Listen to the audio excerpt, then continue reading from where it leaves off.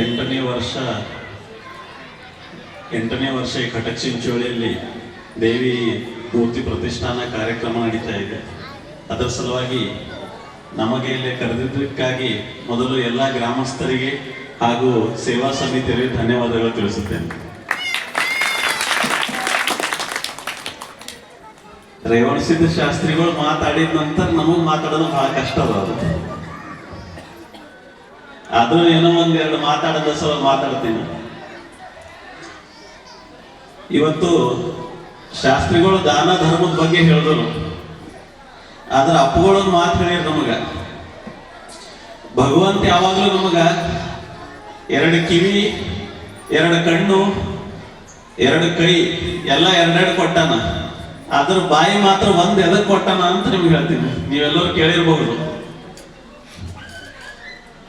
ಯಾರು ಬೈತಾ ಇದ್ರು, ಯಾರು ಒಳ್ಳೇದಾದ್ರು ಎರಡು ಕಿವಿ ಬೀಳ್ತಾವ. ಒಂದನೇನೋ ಕಿವಿ ಬೀಳ್ತದ, ನಿಂದನೋ ಕಿವಿ ಬೀಳ್ತದ. ನನಗ್ ಬರೀ ಒಂದನೇ ಬೀಳಿ ಅಂದ್ರೆ ಕಿವಿ ಕೇಳಂಗಿಲ್ಲ. ಯಾರು ಬೈತ ನಾವ್ ಎಷ್ಟು ಬೇಡ ಅಂದ್ರೆ ಕಿವಿ ಬಿದ್ದೆ ಬೀಳ್ತದ. ಕಣ್ಣು ಅದೇ ರೀತಿ, ಯಾರಿಗ್ ಪ್ರೀತಿ ಮಾಡೋದು ಬೀಳ್ತದ, ಯಾರು ಹೊಡೆದು ಬೀಳ್ತದ. ಅದು ನಮ್ ಕೈಯಾಗಿಲ್ಲ. ಹಂಗ ನಾವು ಕಣ್ಣೀರು ಒಳ್ಳೇದು ಕೆಟ್ಟದ್ದು ಬಿದ್ರು ಕೂಡ ಬಾಯಿಂದ ಬರೀ ಒಳ್ಳೇದೇ ಮಾತಾಡ್ಬೇಕು ಯಾವಾಗ್ಲೂ. ನಾವು ಕಿವಿಗೆ ಒಳ್ಳೇದು ಕೆಟ್ಟದ್ದು ಬಿದ್ರು ಕೂಡ ಬಾಯಿಂದಾನೆ ಮಾತಾಡ್ಬೇಕು. ಹಂಗ ಭಗವಂತ ಯಾವಾಗ ನಮಗೆ ಎರಡು ಕೈ ಕೊಟ್ಟಾನ, ನಾವ್ ಎರಡೂ ಕೈ ದುಡಿದ್ರ ಒಂದು ಕೈಗೆ ಮಾತ್ರ ನಾವು ಬಾಯಿ ಬಳಸ್ಬೇಕಂತ, ಇನ್ನೊಂದು ಕೈ ಸಮಾಜ ಕೊಡ್ಬೇಕಂತ ಯಾವಾಗ. ಅದು ನಿಜವಾಗ್ಲೂ ದಾನ ಧರ್ಮ. ಇವತ್ತು ನಮ್ಮ ಭಾರತ ದೇಶ, ಇವತ್ತು ನಾವು ತಾಯಿ ಅಂತ ಕರಿತೀವಿ. ಭಾರತ ದೇಶ ಕೂಡ ಒಂದು ತಾಯಿ ಅಂತೆ, ಭಾರತ ಮಾತಾ ಅಂತ ಕರಿತೀವಿ. ಇದು ನಮ್ಮ ಪರಂಪರೆ. ನಾನ್ ಯಾವಾಗ್ಲೂ ಒಂದು ಮಾತು ಹೇಳ್ತೀನಿ. ಇವತ್ತು ನಮ್ಮ ಭಾರತ ದೇಶ ಇಷ್ಟು ಸಂಸ್ಕಾರ, ಇವತ್ತು ಆರ್ಥಿಕವಾಗಿ ಬಹಳಷ್ಟು ಬೆಳೆದಿರಬಹುದು, ಅದರ ಸಂಸ್ಕಾರ ಪ್ರತಿಯೊಂದು ಮನೆಗೆ ಇರ್ಬೇಕಂದ್ರೆ ಕಾರಣ ತಾಯಿಯಂದಿದೆ. ನಾವೆಲ್ಲ ಪುರುಷರು ಬರೀ ಆರಂಭಿಕ ಶೂರ ಅಂತ ಹೇಳ್ತೀನಿ ನಾನು. ನಾವೆಲ್ಲ ಕೆಲಸ ಫಸ್ಟ್ ಚಾಲೂ ಮಾಡ್ತೀವಿ, ಆದ್ರೆ ಎಂದೂ ಮುಗಿಸಲ್ಲ. ಅದು ಮುಗಿಸೋದು ನಿಜವಾಗ್ಲೂ ತಾಯಿಯಂದಿರೆ. ಏನಂದ್ರೆ ನಿಂತ ಹೇಳ್ತೀನಿ, ನಾನು ನಿಜವಾಗ್ಲೂ ಹೇಳ್ತೀನಿ ನಿಮಗೆ.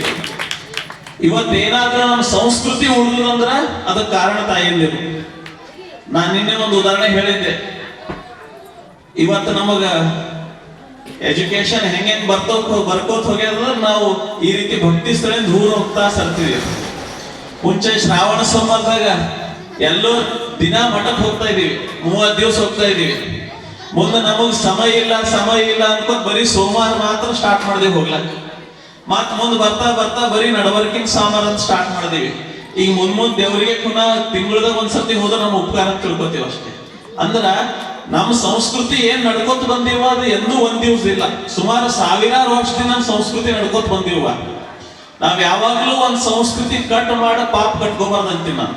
ನಮ್ ಹಿಂದಿನ ಪರಂಪರೆ ಏನ್ ನಡ್ಕೋತ ಬಂದ ನಾವು ನಡೆಸ್ಕೊಡ್ಬೇಕು, ಇಲ್ಲರದ ಕಟ್ ಆಯ್ತದ. ಇವತ್ ನಾವು ಆಯುರ್ವೇದ ನೋಡ್ತಾ ಇದೀವಿ, ಬಹಳಷ್ಟು ಗಿಡಮೂಲಿಕೆಗಳು ಹಿಂದ್ಗಡೆ ಬಳಸ್ತಾ ಇದ್ರು, ಬಹಳಷ್ಟು ಬಿಮಾರಿಗಳು ಕ್ಯೂರ್ ಆಗ್ತಾ ಇದೀವಿ. ಬಟ್ ಇವತ್ ನಮ್ಮ ಅಲೋಪತಿ ಬಂದ್ ಏನಾಗ್ಯದ, ಯಾರು ಇವತ್ತು ಆಯುರ್ವೇದಕ್ಕೆ ಇಡೀ ಅಳಿವಿನ ಅಂಚಿನಲ್ಲ. ಆ ರೀತಿ ನಮ್ದು ಯಾವುದೇ ಒಂದು ದೇಶದ ಸಂಸ್ಕೃತಿ ಪರಂಪರೆ ಅದ, ಅದಕ್ಕೆ ನಾವು ಹಿಂಗೆ ಪಾಲಿಸ್ತಾ ವರ್ಷದ ಜಾಸ್ತಿನೇ ಹಾಕೋತ್ ಹೋಗ್ಲಿ. ಇವತ್ತು ನಾವು 5ನೇ ದಿವಸ ಅಂದ್ರ ಸ್ಕಂದ ಮಾತಾ ಅಂತ. ಸ್ಕಂದ ಅಂದ್ರ ಕಾರ್ತಿಕೇಯ ಕರೀತಾರ. ನಮ್ದು ತಮಿಳ್ನಾಡು ಕೇರಳ ಸೈಡ್ ಮುರುಗನ್ ಅಂತ ಕರೀತಾರ. ಇವತ್ತು ಆಕ್ಚುಲ್ ತಾಯಿ ಸ್ವರೂಪ. ಬಹಳಷ್ಟು ಕಡೆ ಹೇಳ್ತಾರ ದುಷ್ಟರದು ಸಂಹಾರ ಮಾಡ್ತಾರಂತ, ಆದ್ರೆ ತಾಯಿ ಸ್ವರೂಪ ಕೂಡ ಅದ. 9 ದಿವಸದಾಗ ಬೇರೆ ಬೇರೆ ರೀತಿ ನಾವು ಇದು ಮಾಡ್ಕೊತೀವಿ. ಬಟ್ ನನಗನ್ನಿಸ್ತದ ಯಾವಾಗ್ಲೂ ಒಂದು, ನಮ್ಮ ಭಾರತ ದೇಶ ನಾವೆಲ್ಲ ವಿಚಾರ ಹೆಂಗ್ ಮಾಡ್ತೀವಿ ಅಂದ್ರ, ನಾನ್ ಜಪಾನ್ ದೇಶಕ್ಕೆ ಹೋಗಿದ್ದ.